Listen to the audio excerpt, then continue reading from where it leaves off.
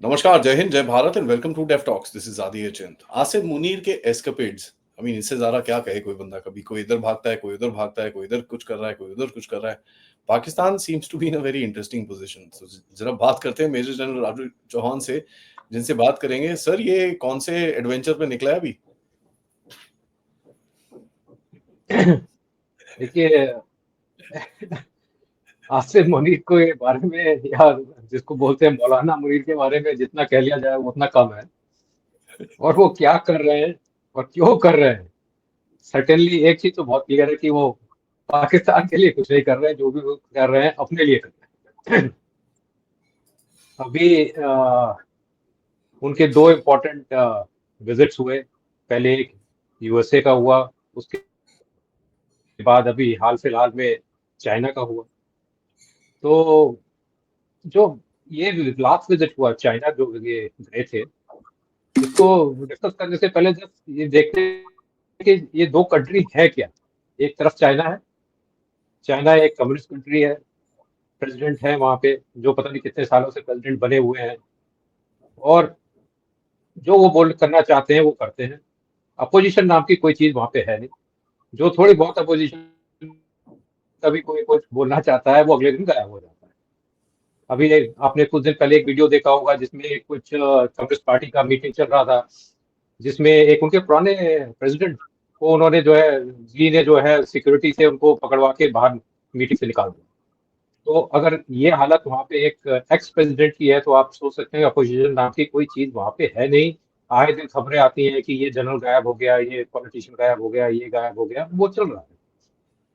दूसरी तरफ अपना पाकिस्तान है, जहाँ पे डेमोक्रेसी के नाम पे एक बहुत बड़ा शैम चल रहा है। अपना मुनीर ने अपने आप को ऑप सिंदूर की बेइज्जती से बचाने के लिए अपने आप को फील्ड मार्शल एलिवेट कर लिया। अभी ये समझ में आ रहा है कि ये केवल ये ही वजह नहीं थी कि इन्होंने अपने आप को फील्ड मार्शल एलिवेट किया। इसकी वजह और भी है। ये डिफेक्टो अपने आप को अब इन्होंने पाकिस्तान का हेड ऑफ द स्टेट एक तरीके से बना दिया है। अब ये यूएसए गए, वहां पे प्रेसिडेंट ऑफ यूएस ने उनको लंच पे इनवाइट कर लिया। मेरे मेमोरी में तो आज तक कोई ऐसा प्रेसिडेंस नहीं है कि जब किसी भी कंट्री का कोई chief of army staff US गया हो और किसी भी प्रेसिडेंट ने उसको लंच के ऊपर इनवाइट किया गया हो। तो वर्चुअली जो है यूएसए ने इनको एक लेजिटिमेसी दे दिया कि अगर पाकिस्तान से कोई चीज बातचीत करना है तो आपने जो है आसिम मुनीर से बात करना चाहिए। अब इसमें यूएस के इंटरेस्ट, जो जियोपॉलिटिकल इंटरेस्ट है वो तो है ही है, पर इसके अलावा आप देख रहे हैं मीडिया के अंदर, यूएस मीडिया के अंदर भी बहुत सारा डिस्कशन चल रहा है कि ये इस तरीके का जो एक फेवर किया गया वो क्यों किया गया, और उसमें बहुत सारे पर्सनल इंटरेस्ट की बात की जा रही है। अभी आसिम मुनीर जब अपना पहलगाम हुआ उससे पहले भी कहा जा रहा था कि उनकी जो इंटरनल स्टैंडिंग थी पाकिस्तान के अंदर, वो काफी जो है वो मार्जिनलाइज हो गई थी। काफी उनके ऊपर अटैक्स हो रहे थे। इमरान खान जेल के अंदर बंद है, उसके ऊपर लेकर काफी लोग नाराज हैं। तो वो सब मिली जुले चल रहा था। तो he had to create something so that he remains in power, and he remains not only in power, he remains the most powerful person in Pakistan. Okay, so he's playing his games.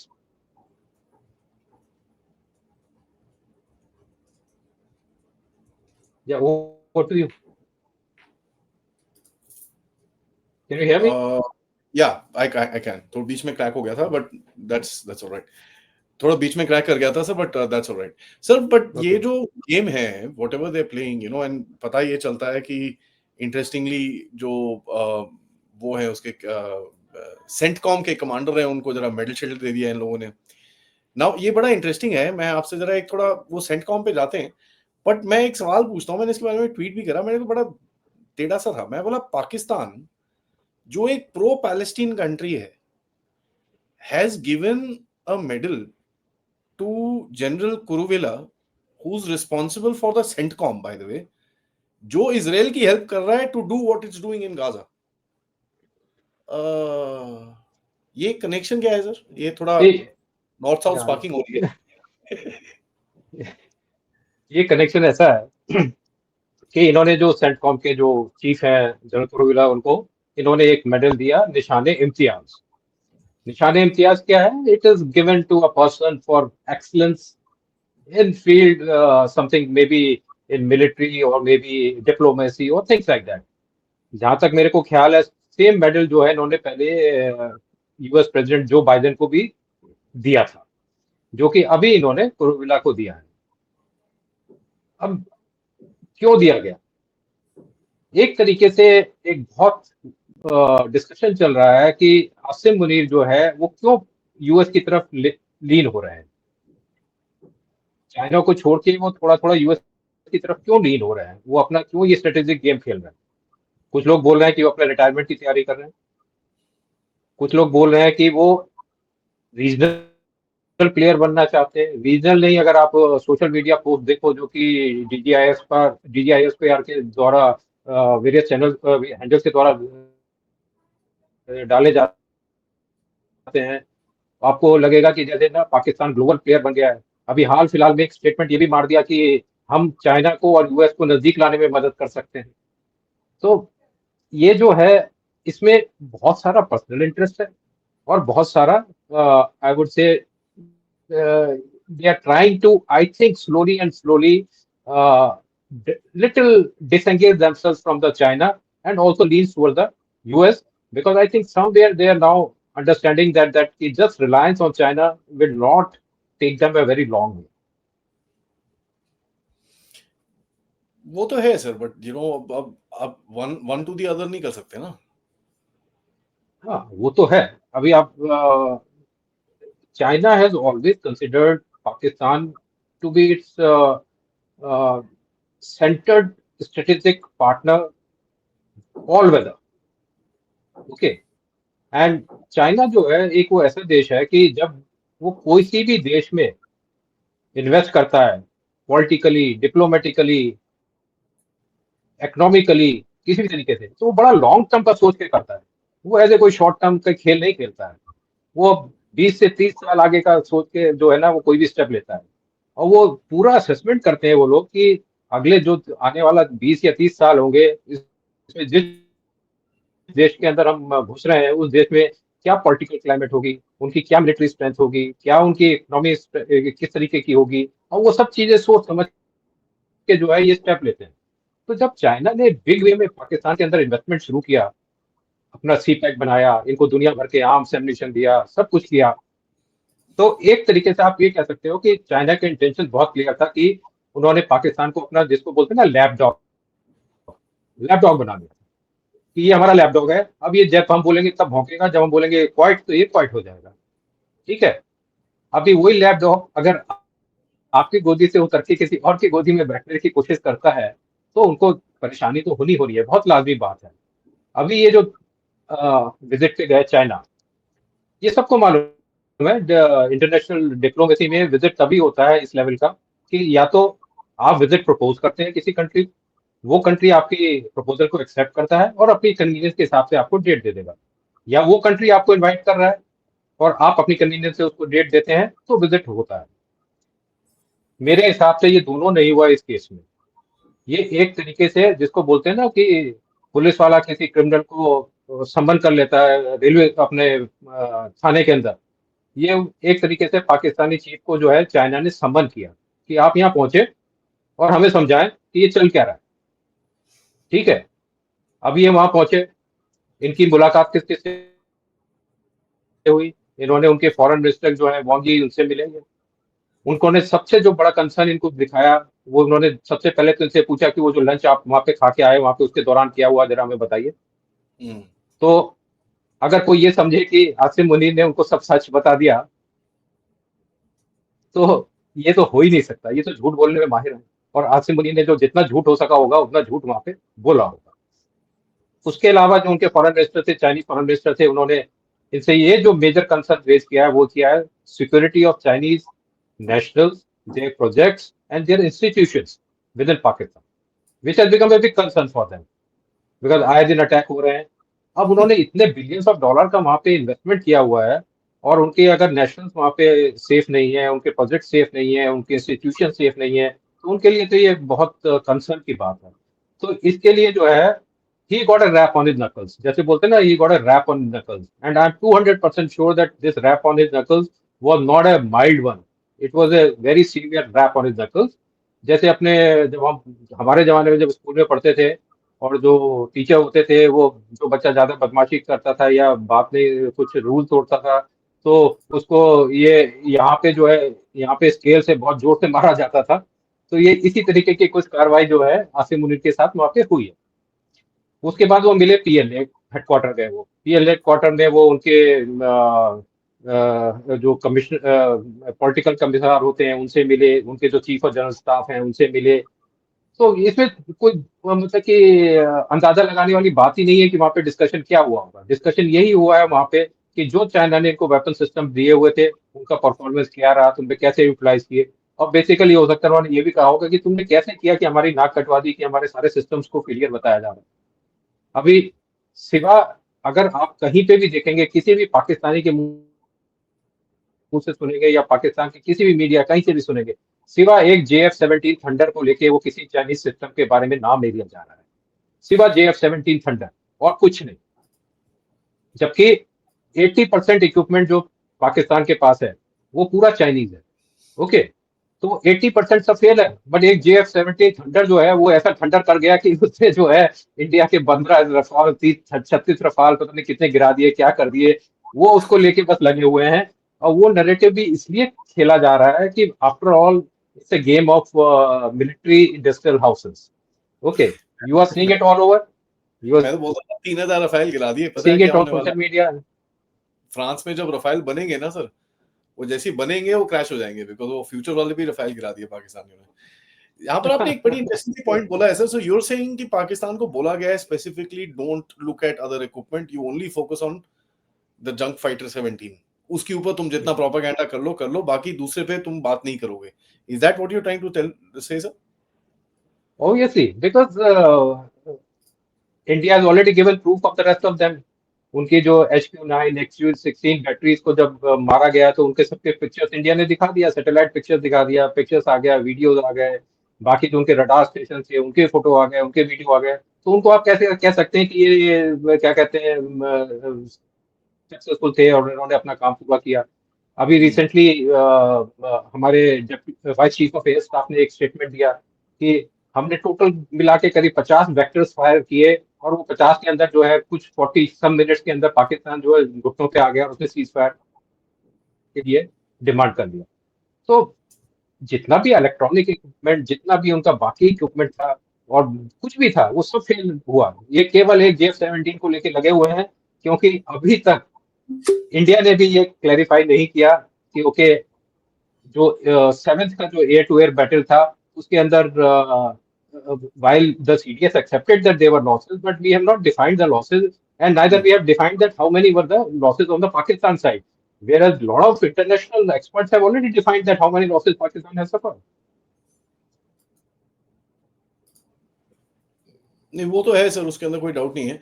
But मेरे को I mean when you look at this situation, ये they basically tried, America के president को उन्होंने पैसे पूसे खिलाने की कोशिश करी है। ये भी पता चल रहा है कोई क्रिप्टो शिप्टो ये वो, थोड़ा इसको जरा पैसे वैसे डालो इसके मुंह में, चुप करो, थोड़ा सा सपोर्ट लेके आओ। तो ट्रम्प ने हाँ जी स्टॉप द सीज फायर ये वो, तो नैरेटिव उसने वहां पर थोड़ा खींचा है रेयर अर्थ की, वहां पर you know he showing that dangle to him. तो ये and rare earth is in Balochistan जहां पर चाइना बैठा हुआ है। When do you see the bomb exploding actually sir? See, अभी तक चाइना ने पब्लिकली नहीं बोला कि they are unhappy with Pakistan और they are I would say disturbed by whatever Pakistan has done after Operation Sindhu.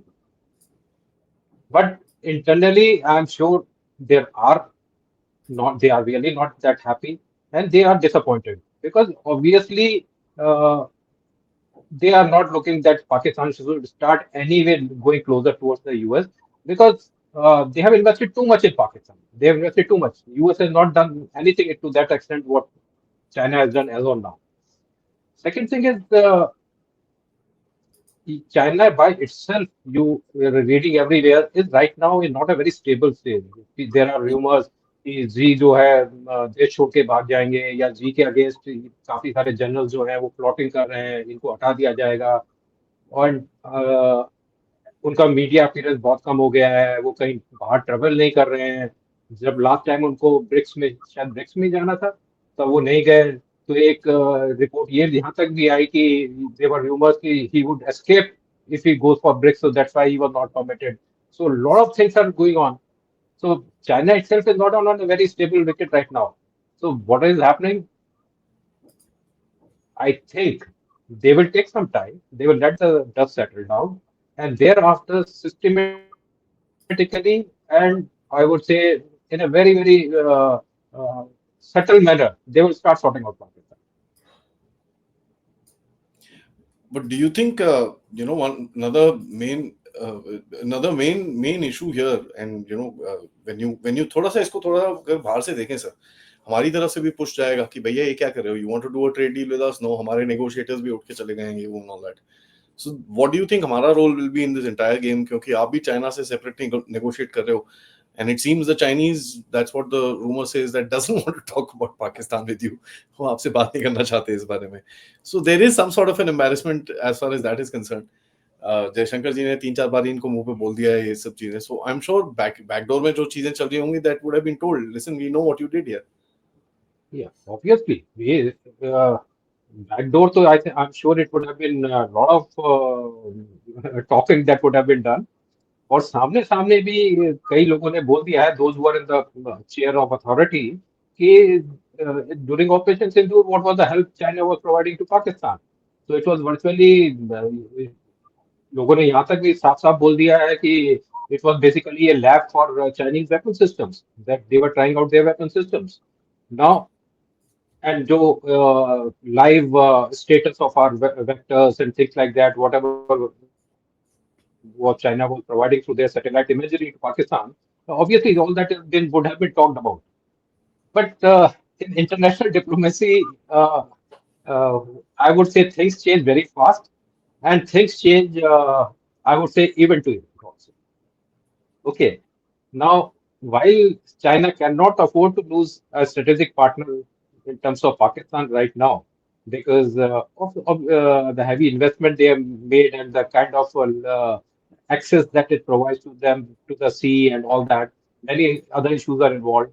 But at the same time, the globally आप देखते हो कि क्या हो रहा है, कि यूएस क्या कर रहा है, रशिया यूक्रेन में क्या इस टाइम चल रहा है, और बाकी जगह मिडिल ईस्ट में क्या चल रहा है, तब और इंडिया अभी किसके साथ कितना अलाइंड हो रहा है, नहीं हो रहा है, और तब थोड़ा सा लगने लगता है कि there is a somewhere I think a little bit of warming up between China and India, and at least if not more, if you read just let us see between the lines, uh, both the countries have not made any I would say loose, or I would say any anti statement against each other. Okay. Barring a few statements coming that, okay, China was helping Pakistan during Operation Sindoor, we are generally avoiding, both the countries are avoiding any kind of a harsh statement against each other. So nobody wants to burn the Brazil, and which way the events may unfold. So that is, I think everybody is keeping the cards very close to their heart. And India would also not like, I think, to at this stage to have any some say distasteful relations with China. We would certainly like to have, if we can't have very healthy relations, at least we would like to maintain some decent relations. That makes sense, sir. Thank you, sir. Thank you so much. This is a very interesting update जो आपने दिया है, and मैं audience से request करूंगा अपने thoughts डालिएगा बीच में, बिकॉज पाकिस्तान बोलते हैं ना, एक होता है मिक्सर, एक होता है ग्राइंडर, ये पता नहीं क्या है दोनों के बीच में फंसा हुआ है। Let's see what chutney comes out of it, because Pakistan always कुछ ना कुछ he'll try and take a hat out of his bag. We'll have to keep a watch. Sir, as usual, thank you so much for Just watching. one second we take. Sir, You have also been putting posts on X. I have also been putting posts on X, not about JF-17 Thunder, but about what India should be buying, whether J-35 or Su-57 and things like that, and amount of debate which is going on social media. and Yeah. so many people who are making wild comments, uh, trying to undermine the, I would say, competence of the Indian Air Force and our MOD to make any sensible decisions as far as these purchases are concerned. It's good. The discussion should happen. Criticism should happen. That is good for growth.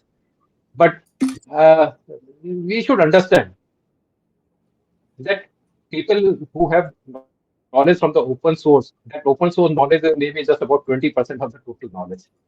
80% balance, 80% is available only to the people who are sitting in chair. Even I am not privy to any of those things. Okay, and nobody will be privy to those things because these people, even if those who are in uniform, also will not be privy to many of these things because they are limited only to very, very few. So let's leave it to the good judgment of the people, and I'm sure we have capable people in the right places, and they will make the right decisions. Well said, sir. Thank you so much for that. I think Thanks, Pradeep. Thank you so much. somebody had to bell the Have a cat. Huh? great, have a great Sunday. Thank you, sir. Namaskar. Jai Hind. Okay, bye. Jai Hind.